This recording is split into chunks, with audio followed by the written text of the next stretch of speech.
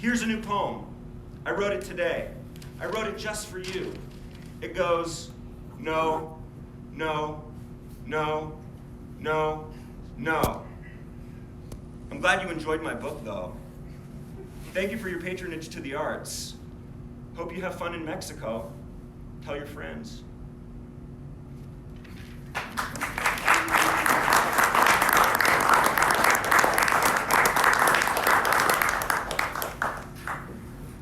That's coming out in After Denver, right? Mm-hmm. That's an excerpt from it. Very good. Good job, man. Very good. Should we switch over to? Yeah, we can talk a little bit. We'll talk in. Sure. Okay. So yeah, that's After Denver coming out on 11/11 press, and then tonight though is early stuff. Do you want to talk about what early stuff is? Yeah, it just came out yesterday from 11/11 Press, and it's a collection of the early books that I wrote probably like 10 or 15 years ago. So it's all the poetry that I wrote from back like 10 or 15 years ago, collected all in the same book with a very nice cover. So thank you, Andrew and Megan, for that. And but yeah, that's about it for that. I mean, yeah. Mm-hmm. So this one's coming out yesterday. Yeah. Past. It came out on Tuesday. Tuesday. Oh, Today's Friday. Yeah, the 25th, yeah. But then It's there's alright. like another one called Ice Cream Man and other stories coming out next month or 2 months from Yeah, now? like 3 days. In 3 days from now? Yeah. Oh, that's right. Okay. So there's like a huge span of time to be released over. Yeah, it's like the oldest and the days. newest, I guess. Yeah, yeah. That's cool. I didn't think about that. It's true. Good job with that. Yeah. I remember that nugget there. That was Yeah, I good. put on a hat and I just like. You said you were a bad interviewer. Yeah, I yeah, what's changed? Those 15 years. I don't know, something like I look back on the old writing and it seems like I was a different person, you know? So that's, Yeah. I feel like that's a really cool thing when you can look back and see that you documented something and it was like true of that moment and then you became somebody else and you're still doing stuff, you know? Yeah. So I feel like that's what's changed. And I feel like it's not as wild anymore. I feel like I'm writing less wild or something, but Yeah. maybe that's good, I don't know. I don't know, it's still pretty wild. Yeah. Still super Sure. wild. Yeah. Then, like, what I had, okay, Should we do the intro again, or? yeah, I think that's a good intro. I was just like looking at these questions and they made sense when I wrote them, and I think they still do. Let's make sense of them right now. Yeah, well, in the right now. Okay. Okay, so what value to society are working writers and artists, Oh man. such as yourself? Because all throughout all that you've been writing, you've been working, keeping Oh, jobs. what value is there for a working writer? Well, I feel like, I mean, I don't really care what you do, I guess. Like if you work or you don't work in like if your job is only writing, that's fine or whatever. But for me, I feel like I appreciate people that I feel like are in something and have done something and then write about it. Like they're also in the real world because I feel like more and more a lot of writers don't even exist in anything near the real world, so they write these things that no one can identify with, you know. But so I feel like it's good. And then also, I mean, just on a practical note, like you hear how people talk, you know, and there are different ideas and stuff that you would never think of, and it's just challenging and all that kind of stuff. For me, at least, you know, that helps. Yeah. Because otherwise I wouldn't talk to a lot of people if I didn't have a job, I probably wouldn't never have talked to those people or whatever, been in that environment. So Yeah. Right. Because if you ever left that world and you were getting paid for what you were doing, like enough to support yourself, would that change how you I'd are? probably still get into some stuff, you know, Yeah. and like try to keep it genuine in that way or whatever. But yeah, I mean, it sucks working at a bar too. There's that, you know. So I don't know. Yeah. Yeah, I guess maybe it would be boring. We're just a couple of working writers Yeah. over here Yeah. in the big indie lit scene. Yeah. Working hard. How do you trudge through the indie lit scene? What's been your your journey through publication? I don't know. I feel like a lot of people ask me now, or they want to talk to me about it, like people who are getting started. And like I like talking to people, and I'll give them any kind of information they want or whatever. But for me, I really never know what to tell them because I don't feel like I did anything. Like he said with the approach, I didn't have an approach. It was just that maybe like 15, 10, 12, whatever, how many years ago I started, the internet was getting big with writing or whatever, you know, the internet.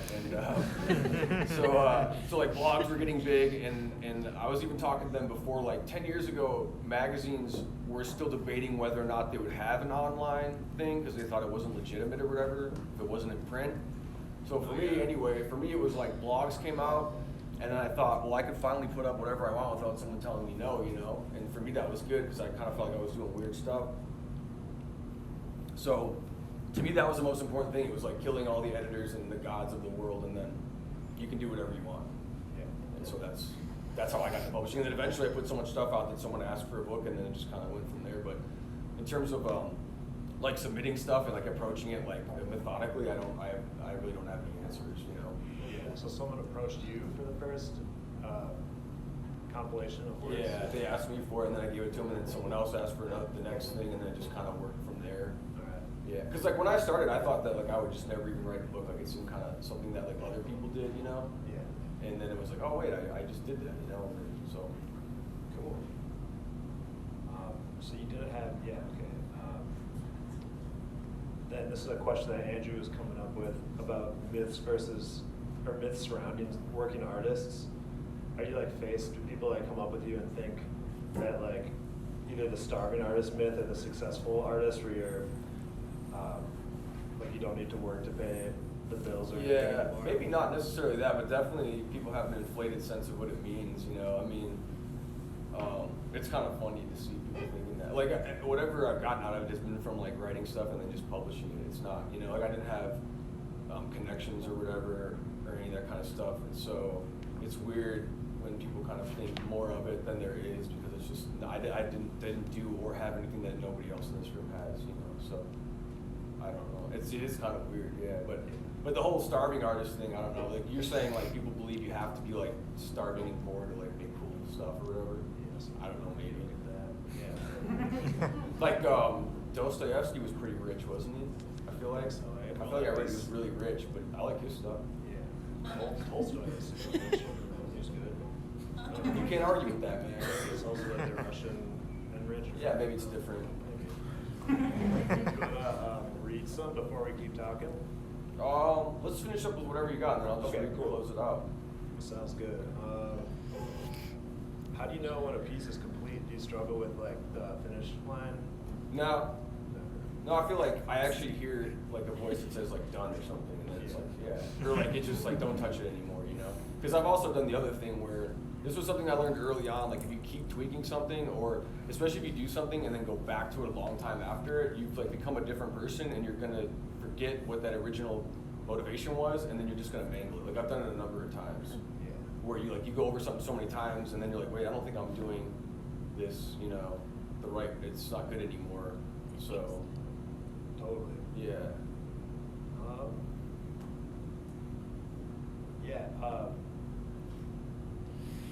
Do you have like a finish line, like a success thing? Would you like to just keep on producing work as long as you live, and like that's? Yeah, I mean, if I want to do it and it's fun, then I'll do it, and if not, then I won't. You know, like I used to be really into making music, and then I was like, I don't really care about this anymore, and then I just stopped doing it. So Yeah. but I don't know. I've been doing it for a while, and it seems pretty rewarding and fun, and it's a good part of my life. So Solid. yeah. Cool. Let's see. I think that's like the bulk of the questions. All right, yeah, I'll read some stuff then. All right, I'm gonna read a couple short things from this book, early stuff, and it'll be for sale after the reading, and you can get them through Andrew or the bookstore. So, and if you want to talk afterwards and ask whatever, then I'll do that too. All right, this is called Love Story. I went to the gas station tonight to buy a drink. I had to wait behind the girl filling up her cup at the fountain. She sipped some of the drink and put a lid on it. I said, if you were my girl, I'd buy you the 36-ounce size fountain drink. You could have it all. You could have the biggest fountain drink in the world. We could die in it. She sipped her 24-ounce size drink and looked at me and said nothing. Then she walked away and I wondered what went wrong, because I know I pronounced everything right.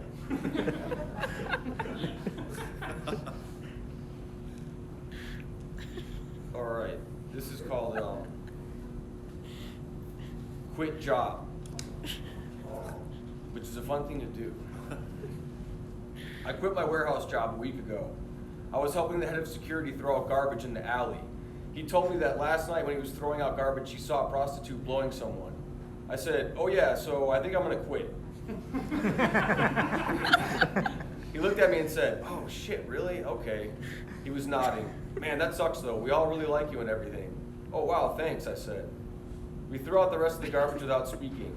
Then he noticed my boots. My boots were brown, but I'd colored them black with a permanent marker. I ordered black, but then they sent me brown, I said, explaining it to him. Then, before he reacted, I said, best of both worlds, and thought about how that didn't mean what I meant. I felt like saying, hey, just so you know, again, I quit. And for about 8 seconds, the idea of not having a job made me feel like I could do anything I wanted, but there was nothing I wanted. This is called Thoughts on What I Really Look Like. Like there's me, then there's a smaller me in orbit of the regular-sized me.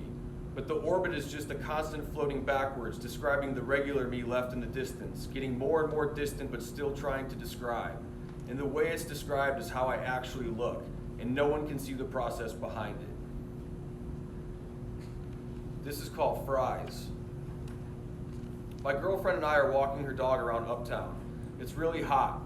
At a stoplight, I watch an old lady in the parking lot of a fast food place throw an entire package of fries onto the asphalt for the pigeons and seagulls to eat. And I start thinking about how I want to do that every day. To have that be the thing I did every morning. Not read the paper, not drink tea, not make juice, not smoke a cigarette, not exercise, but go and buy a few dollars worth of fries and throw them all into the parking lot for the seagulls and pigeons to eat. And the pigeons would come down from power lines, and the seagulls would all come down from the lake every morning just to see me. They'd all rely on me. I'd be theirs. How would I deliver the fries, though? Would I break the fries up? Would I throw them down one at a time? Maybe break them all up and throw them all up into the air like confetti for one big rush? What would I do? We cross the intersection and keep walking. I wipe my face with my shirt. My girlfriend says, my grandma died in a heat wave like this. She got really paranoid and wouldn't leave her apartment. And then like at a certain point, she wouldn't even let people in. Like she wouldn't let people deliver groceries because she was too paranoid to have the door open even for a second. Her dog walks in front of me to sniff something and I almost trip over the leash. And I think about an old woman locked in her apartment dying. I imagine her laying down to die. And then after she dies, she wakes up as a seagull in motion over Lake Michigan, following other seagulls to a fast food parking lot where I'm throwing fries all over the fucking place. Okay, I'll read one more thing. Thank you for coming, by the way. This is called Video Game Guy Upstairs. The guy who used to live right above me played video games a lot, sometimes for consecutive days, real loud during all times of the day. He'd yell at the video games and break things in his apartment while playing. He'd yell, "Goddamn stupid bullshit," and stomp on the floor a lot, and then there'd be a scary sound of something breaking and him screaming. I liked him. He was very creative with his swearing. His swearing was always new and bold. Like it was always some variation of fuck with shit or goddamn. Like, fucking goddamn bullshit, I shot that motherfucker in the head. Or bullshit, I blew that asshole up with a grenade. His stomping was also impressive. It seemed genuine, full of anger. I felt the anger in each stomp. If I had to guess, I'd say his stomps involved both feet downward at the same time, throwing his upper body backwards. If I had to guess, I'd say his stomps involved imaginary heads beneath both feet, and blood, and death, and goddamn bullshit. The first time I went upstairs and knocked on his door to ask him to stop, he didn't respond for a few minutes. He just lowered the volume on the video game. When I knocked some more, he opened his door a little. He looked very small and scared and tired. I said, "Are you playing video games loudly and yelling a lot?" He said, "No," but that yes, he had heard it. And then he said he thought that sound was coming from across the hall. When I told him I lived beneath him and could hear like stomping and yelling too, He said no, but that yes, he had heard that, and man, he thought that sound was coming from my apartment. I didn't say anything for a little bit, just maintained eye contact. Then I said, oh, all right, thanks, and walked back downstairs. A couple days later, he was yelling and breaking things really early, so I went back upstairs. It was weird trying to think of what to say.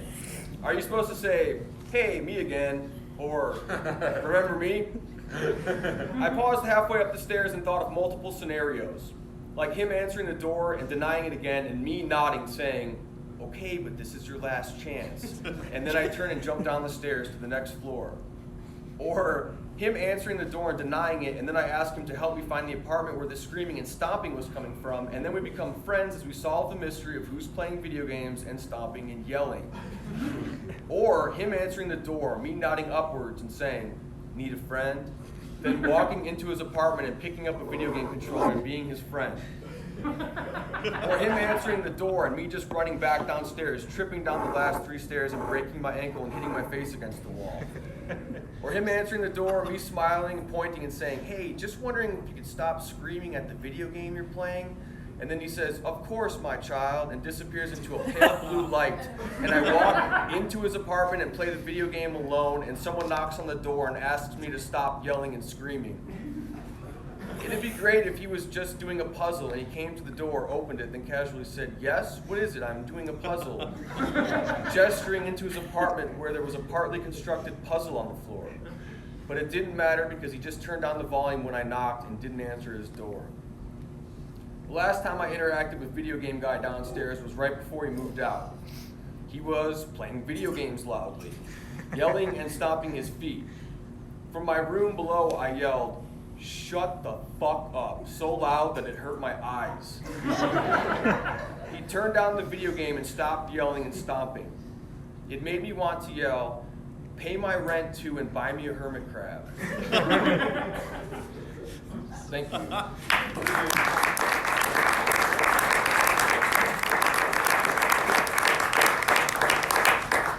So yeah, you can get books through Andrew or the bookstore, and then if you want to hang out and talk or whatever. But thank you a lot for coming, and thank you guys. These are paintings. These are Sam's paintings. So he has a book of paintings coming out through 11/11, and it should be pretty good. He painted the entire Old Testament. Yeah, I'm working on the Old Testament. Yeah. I still got like 48 to go. 48 paintings, up 250. Yeah. So then there's some of yours in here too, right? Yeah, they're alternating, so very nice. But thank you again for coming. Have a nice night. Thank you. Do you want to say anything? It's fine.